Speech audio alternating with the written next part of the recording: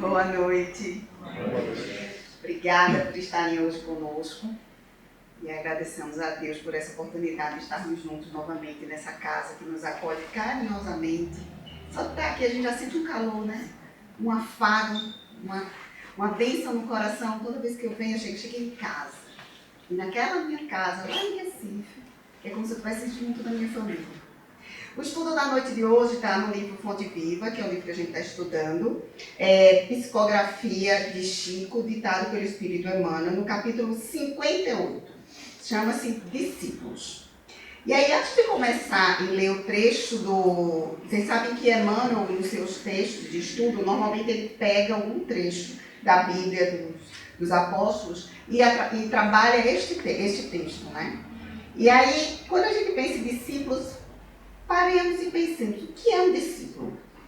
E ele diz, no dicionário diz que o discípulo ele é um aprendiz, um aluno receptivo a ensinamentos. E nesse trecho, Emmanuel destaca uma carta de Lucas, capítulo 14, versículo 27, onde ele diz, e qualquer que não levar a sua cruz e não vier após mim, não pode ser meu discípulo. Era uma mensagem de Jesus, né? E Emmanuel, ele trabalha com a gente esse trecho do Evangelho, trazendo algumas reflexões. E o primeiro ponto que ele traz para a gente é que tem muitos cristãos, muitas pessoas que se dizem seguidores do Cristo, discípulos do Cristo, porque pregam os seus ensinamentos, porque falam, porque acreditam que basta falar e repetir os ensinamentos de Cristo e aí serão discípulos de Cristo. E Emmanuel nos faz refletir que, na verdade, ser discípulo de Cristo é mais do que isso. Se fosse só falar, era mais fácil, né? Mas está relacionado a agir conforme os ensinamentos do Cristo. E aí ele fala que todos nós, a gente tem na nossa vida, quando a gente olha para a nossa vida, um conjunto de deveres. Deveres conosco mesmo, deveres para com a nossa família, e a família ele se estende a todos que nos cercam mais proximamente, tanto que ele chama de família de corações, que se agrupam em torno dos nossos sentimentos. E a humanidade inteira. A gente tem um conjunto de responsabilidades. E a forma como a gente desempenha, a gente vive esses deveres e responsabilidades, pode demonstrar o quanto nós somos realmente discípulos de Jesus. Quando a gente para pensar, por que ele começa consigo mesmo? Alguém consegue imaginar por quê? O nosso conjunto de dever começa conosco? Porque primeiro a gente tem que olhar para nós. Não de forma egoísta, mas de forma amorosa. O alto amor que a gente tanto escuta.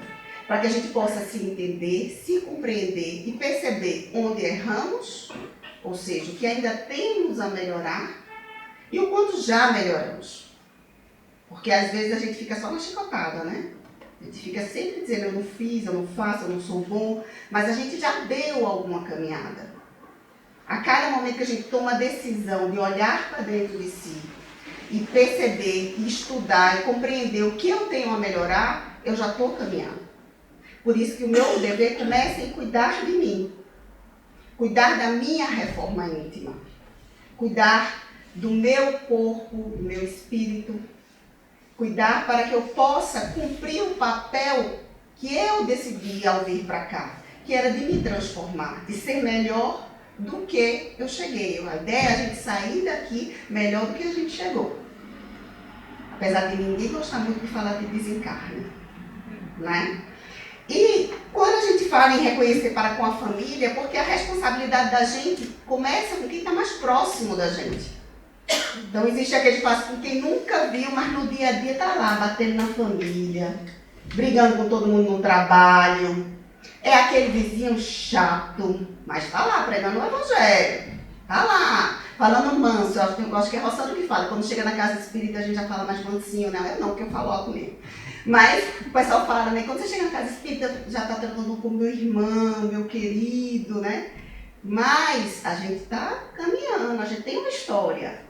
A gente tem algo a aprender. Então, às vezes, a gente está lá no meio, no seio religioso, parecemos os nossos verdadeiros seguidores do Cristo. E junto da família da gente, a gente não está vivendo o Evangelho. Ser discípulo de Jesus é viver o Evangelho. Mas aí, vamos parar e refletir. É fácil. É um grande desafio viver o Evangelho. É um desafio diário. É a gente olhar ao começar o dia e a cada situação que a gente vive, a gente está vigilante se a gente está vivendo realmente o Evangelho. Se a gente está olhando o nosso irmão como irmão. E aí todos os nossos irmãos. Então quando ele fala da família de corações, ele fala do ambiente de trabalho, da sua comunidade, onde você vive, do seu local de trabalho e da sua família de sangue. Que foram aqueles com quem a gente se abraçou, segurou a mão e disse, a gente vai, porque a gente vai nessa encarnação conseguir crescer junto. A gente vai aprender a se amar. Por isso que todo o nosso trabalho de viver o Evangelho começa dentro da família. Pode parecer bem louco falar de trabalho, mas vocês não acham que é um trabalho? Pensa quando a gente está na escola, a gente está estudando lá, a gente tem que fazer um monte de trabalho para mostrar que a gente aprendeu. Viver o Evangelho é exercitar o Evangelho. Então, quando a gente começa a refletir sobre isso, Emmanuel traz para a gente um ponto de atenção, que é a gente sempre estar observando o nosso dever e a gente renovar os deveres que a gente assumiu, renovar nosso propósito, nosso desejo de ser melhor. É a gente agir e vivenciar o Evangelho de forma verdadeira. E é a gente aceitar muitas vezes as intempéries. E quando Jesus fala, de carregar a cruz, o que seria essa cruz? Se a gente for para pensar algumas cruzes da gente no dia a dia. As situações onde a gente adoece ou alguém que a gente ama muito está doente. As situações de violência que a gente vê. As situações de desemprego, de disputas em família. Tudo isso é a cruz. E apesar de toda essa cruz, carrega ela contigo e vai. Vive o Evangelho em cada uma das situações pelas quais você passar. Tem um trecho do Evangelho segundo o Espiritismo, que é no capítulo 18, e foi bem interessante que ele sempre vem à minha mente, eu acho que foi na minha época de adolescência, um trecho do Evangelho que mais me tocou. Porque quando a gente entra na casa espírita, muitas vezes a gente começa a ser aquele que vai regularmente, Aí a gente se envolve em trabalhos, a gente começa a estudar o Evangelho, aí a gente quer que todo mundo pense que nem a gente quer viver o Evangelho já aí. Porque a gente acha que só a gente está certo. Que só o Evangelho, que finalmente eu conheci o Espiritismo, agora eu quero que todo mundo seja espírita igual a mim. Porque a pessoa não é espírita, é por isso que ela não sabe o que ela está passando. Cada um tem a sua história. E tem um trecho no Evangelho que diz que nem todos os que dizem Senhor, Senhor entrarão no reino dos céus, mas somente aqueles que fazem a vontade de meu Pai. Vivenciar a vontade é também compreender que o outro pode pensar diferente de mim. Então a gente tem pessoas que nem acreditam em Deus e são mais cristãos do que alguns que acreditam em Deus. Que vivem o seu amor ao próximo totalmente independente de religião. Ele não está vivendo o Evangelho? Ele está fazendo, às vezes, muito mais do que nós. Não é? Então, viver o Evangelho é reconhecer, estudá-lo constantemente, praticá-lo e praticá-lo compreendendo que cada um tem o seu tempo. Cada um de nós tem o nosso tempo de aprendizado. Tem outro trecho do Evangelho que está no capítulo, agora eu perdi o capítulo, gente, acabou nessa hora, capítulo 20, que fala dos trabalhadores da última hora. E a gente vai encerrar refletindo sobre essa parábola de Jesus. Ela é um pouco comprida, mas é boa de ser lida em detalhes. O reino dos céus é semelhante a um pai de família, que ao romper do dia, saiu a fim de assalariar trabalhadores para sua vinha. Tendo combinado com os trabalhadores que eles teriam uma moeda por sua jornada de trabalho, enviou-os à vinha. Saiu ainda na terceira, na quarta, em várias horas, e a cada hora que ele ia, ele encontrava pessoas que ainda estavam sem trabalho e questionava se essas pessoas estavam ali, por que estavam ali e se queriam trabalhar. Saindo na 11ª hora, ou seja, já próximo ao final do dia, ele encontrou outros que estavam sem nada a fazer, aos quais disse: Por que permaneceis aí durante todo o dia sem trabalhar? Foi porque ninguém nos assalariou, disseram. Ele lhes disse: ide também vós outros para a minha vinha. Chegando à noite, o senhor da vinha disse àquele que tomava conta dos seus negócios: chamai os trabalhadores e pagai-lhes, começando pelos últimos até os primeiros. Aqueles, pois, que vieram para a vinha apenas na 11ª hora, aproximando-se, receberam uma moeda cada um. Os que foram assalariados primeiro, vindo por sua vez, julgaram que deveriam receber mais, mas não receberam mais que uma moeda. E ao recebê-la, murmuraram contra o pai de família, dizendo: os últimos trabalharam apenas 1 hora e pagastes tanto quanto a nós, que suportamos o peso do dia e do calor. Mas como resposta, disse a um deles: meu amigo, não cometi injustiça para convosco. Não combinamos receber-lhes uma moeda por vossa jornada? Tomai o que vos pertence e ide. Quanto a mim, quero dar a este último tanto quanto dei a vós. Não me é permitido fazer o que quero? Vosso olho é mau porque sou bom?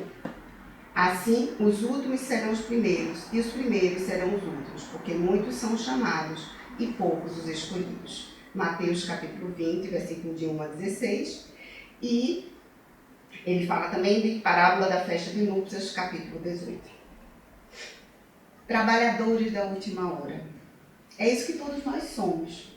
Só que a gente, vem reencarnando. Tiveram pessoas que vieram à frente, construíram o caminho e a gente está colhendo. Mas a gente também está fazendo o nosso trabalho.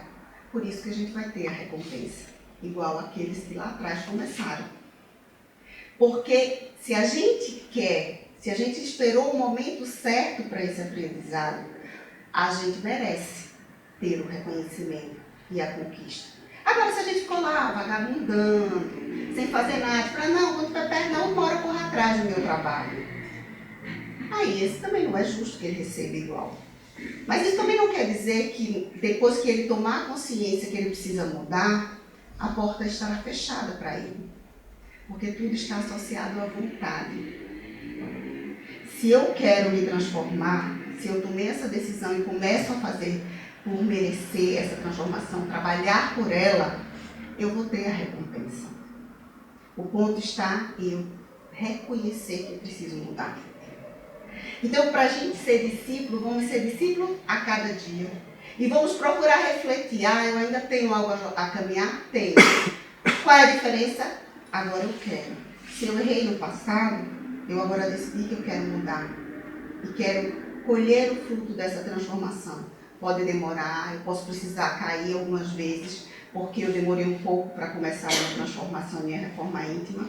Mas eu vou conseguir, porque eu confio. Confio que Deus vai me abençoar, me acompanhar, me dar toda a força necessária para seguir em frente. Porque quando a gente tem a vontade de viver o Evangelho e de amar, a gente consegue. Sejamos esses discípulos que a gente guarda no nosso coração a certeza que para amar basta a gente decidir fazer isso. Com muito carinho por nós e pelo nosso próximo. Muita paz para todos.